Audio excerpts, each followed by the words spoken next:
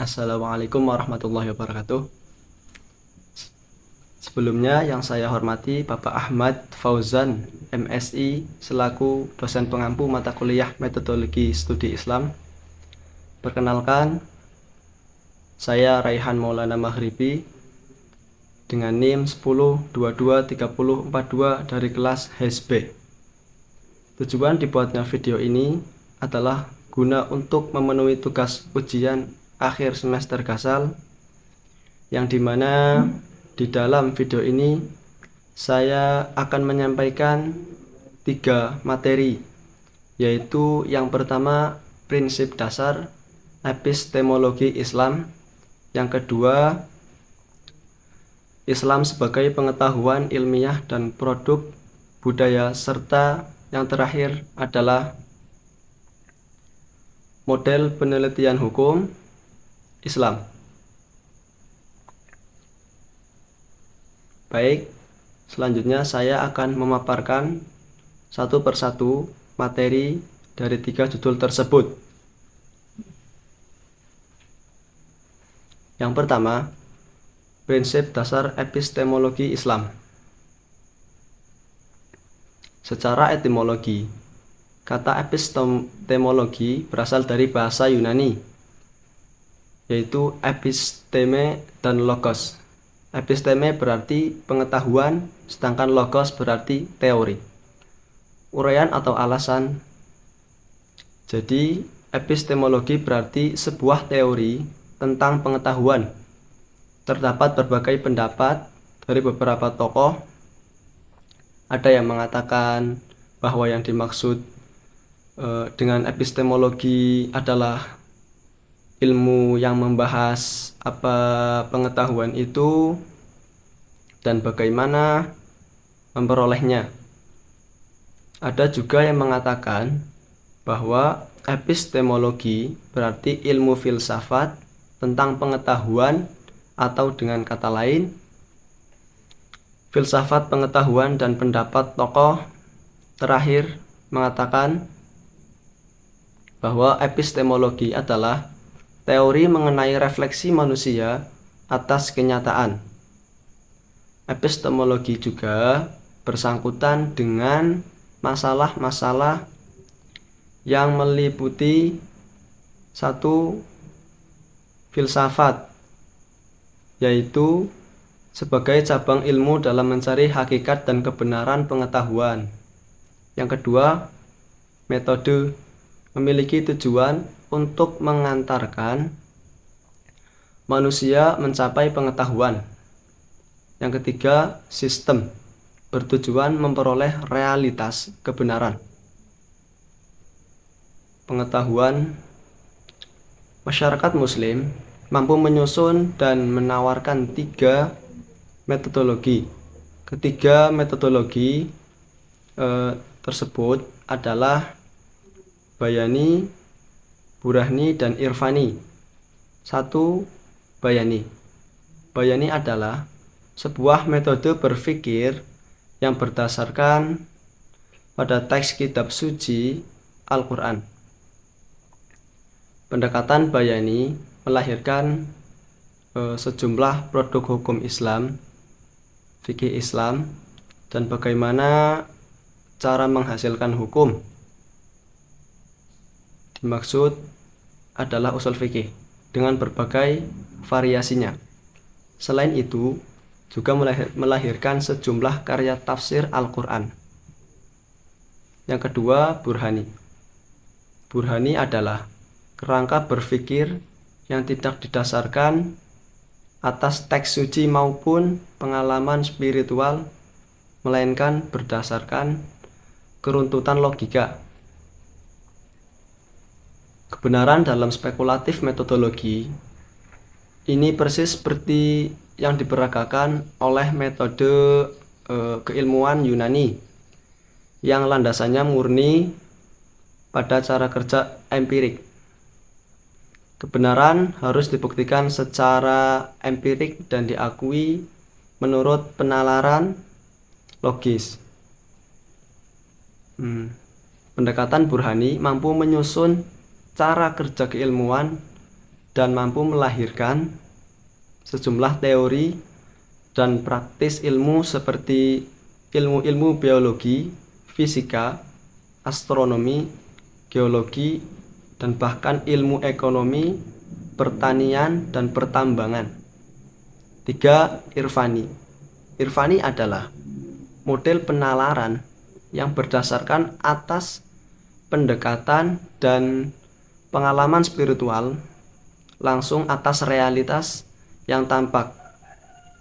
Bidik irfani adalah esoterir atau bagian batin. Oleh karena itu, rasio yang digunakan hanya untuk menjelaskan pengalaman spiritual. Metodologi dan pendekatan irfani mampu menyusun dan mengembangkan ilmu kesufian.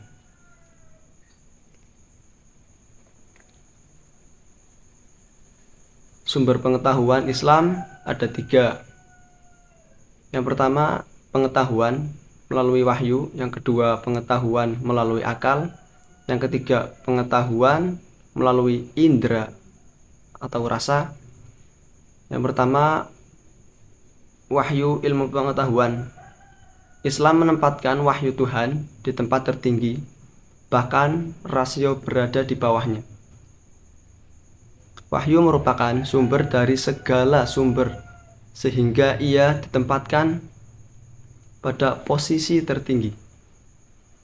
Kebenaran mutlak wahyu Tuhan merupakan status abadi dalam upaya mengembangkan ilmu pengetahuan. Hal ini memberikan konsekuensi bahwa menurut pandangan Islam, indera dan akal harus tunduk kepada petunjuk wahyu. Yang kedua, akal.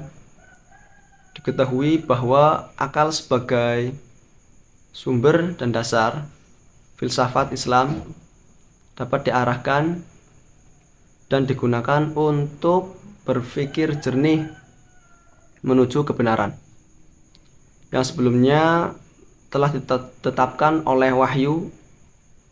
Meskipun posisinya berada di bawah wahyu, namun manusia dengan karakternya yang tidak dapat selalu untuk benar-benar tunduk dan patuh terhadap wahyu tanpa memikirkan dan melogikakan sesuatu yang abstrak.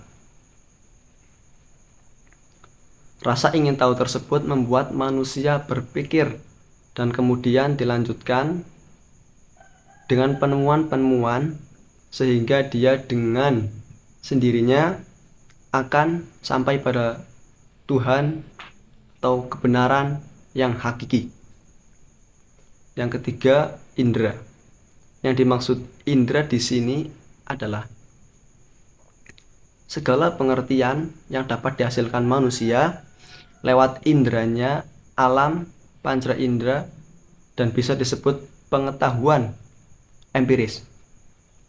Pengetahuan indera terwujud dari sentuhan manusia dengan dunia luar. Dari sentuhan itu, manusia memperoleh pengetahuan. Proses aktivitas penginderaan tersebut dimulai dari menerima input, kemudian proses dikeluarkan output, sehingga menghasilkan pengetahuan penginderaan manusia. Dengan adanya indera manusia bisa menangkap hal-hal baru, keberadaan, sifat, dan karakteristik benda-benda di dunia. Dalam kajian epistemologi Islam dijumpai beberapa teori tentang kebenaran. 1. Teori korespondensi. Di dalam teori ini, suatu posisi atau pengertian itu benar adalah apabila terdapat suatu fakta bersesuaian yang beralasan dengan realistis yang serasi dengan situasi aktual, maka kebenaran adalah sesuai dengan fakta dan sesuatu yang selaras dengan situasi akal. 2. Teori konsistensi. Menurut teori ini, kebenaran tidak dibentuk atas hubungan antara putusan judgement dengan sesuatu yang lain, atau yaitu fakta realistis, tetapi atas hubungan antara putusan-putusan itu sendiri. Dengan kata lain, kebenaran ditegakkan atas hubungan antara putusan-putusan yang baik dengan putusan lainnya yang telah kita ketahui dan diakui benar terlebih dahulu.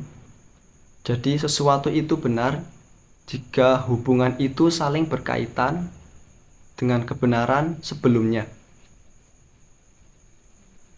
Yang ketiga, teori pragmatis.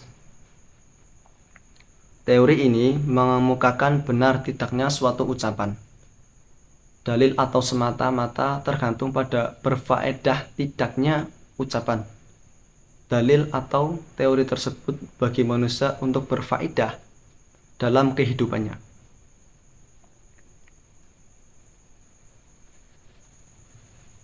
Islam sebagai pengetahuan ilmiah dan produk budaya. 1. Pengertian pengetahuan.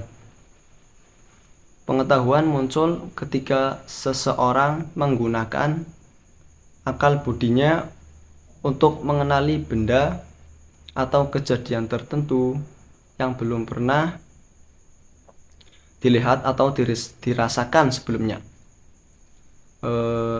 Misalnya ketika seseorang sedang mencicipi masakan yang baru dikenalnya, ia akan mendapatkan pengetahuan tentang bentuk, rasa, dan aroma makanan yang dirasakan tersebut. Yang kedua, pengertian ilmu berasal dari bahasa Arab, yaitu ilmun, yang berarti tahu atau mengetahui. Ilmu pengetahuan adalah kumpulan mengenai suatu hal tertentu dalam kurung objek yang memberikan kesatuan yang sistematis dan dapat dipertanggungjawabkan dengan menunjukkan sebab-sebab dari hal atau kejadian itu. Yang ketiga, pengertian filsafat. Filsafat adalah ilmu yang menerangkan dan menggunakan metode serta sistem untuk mendapatkan yang ingin diketahui secara mendalam dan mengakar, melebihi yang didapatkan oleh ilmu pengetahuan.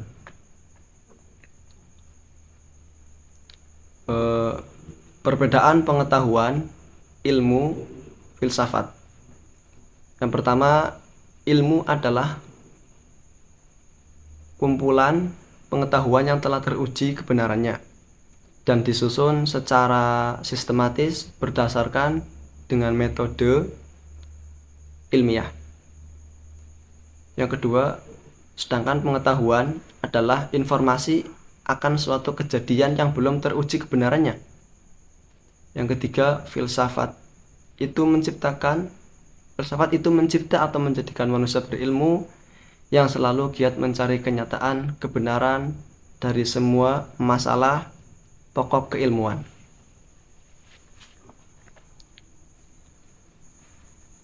Metode ilmiah dan struktur pengetahuan ilmiah. 1. Hakikat metode ilmiah. Metode ilmiah adalah cara menerapkan prinsip logis terhadap penemuan, pengesahan, dan menjelaskan kebenaran. 2. Kriteria metode ilmiah. Berdasarkan fakta, bebas dari prasangka, menggunakan prinsip analisis, menggunakan hipotesis, menggunakan ukuran objektif, dan menggunakan kuantifikasi. Pendekatan pokok studi ilmiah. Yang pertama, pendekatan interdisiplin.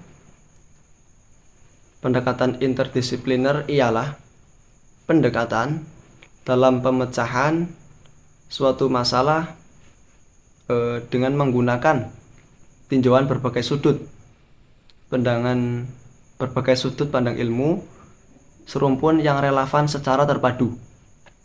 Yang kedua, pendekatan multidisiplin. Pendekatan multidisipliner ialah pendekatan dalam pemecahan suatu masalah dengan menggunakan tinjauan berbagai sudut pandang banyak ilmu yang relevan.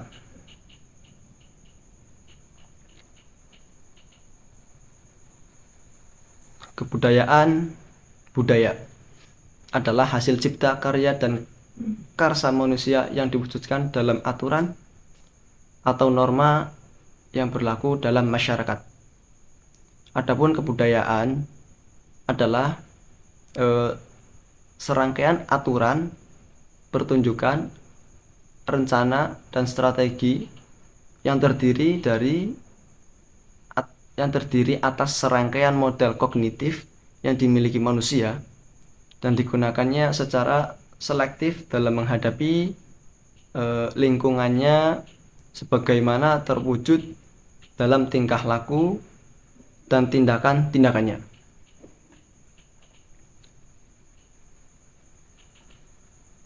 Kelahiran Islam dan sentuhan budaya Arab pra-Islam.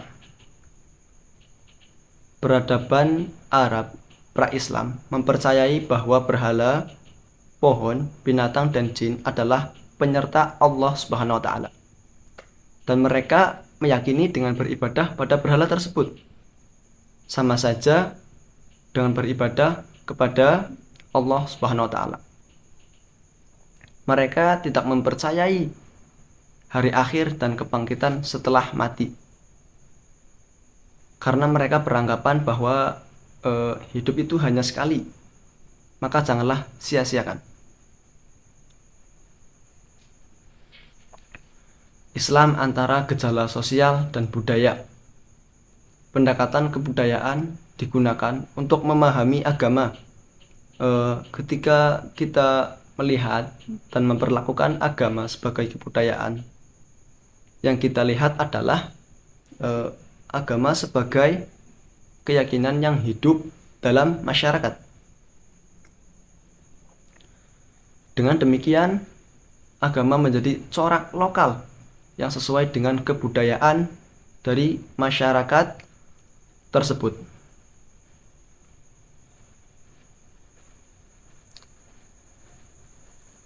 Kajian model penelitian hukum Islam. Pengertian hukum Islam atau syariah adalah suatu sistem kaidah-kaidah yang didasarkan pada wahyu Allah Subhanahu wa Ta'ala dan sunnah Rasul.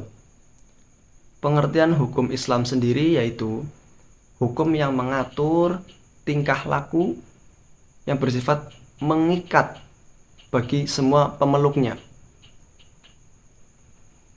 Hukum Islam dipandang sebagai ekspresi pemerintah, dipandang sebagai ekspresi perintah Tuhan bagi umat Islam. Dalam penerapannya, pengertian hukum Islam merupakan sistem yang menjadi kewajiban semua muslim.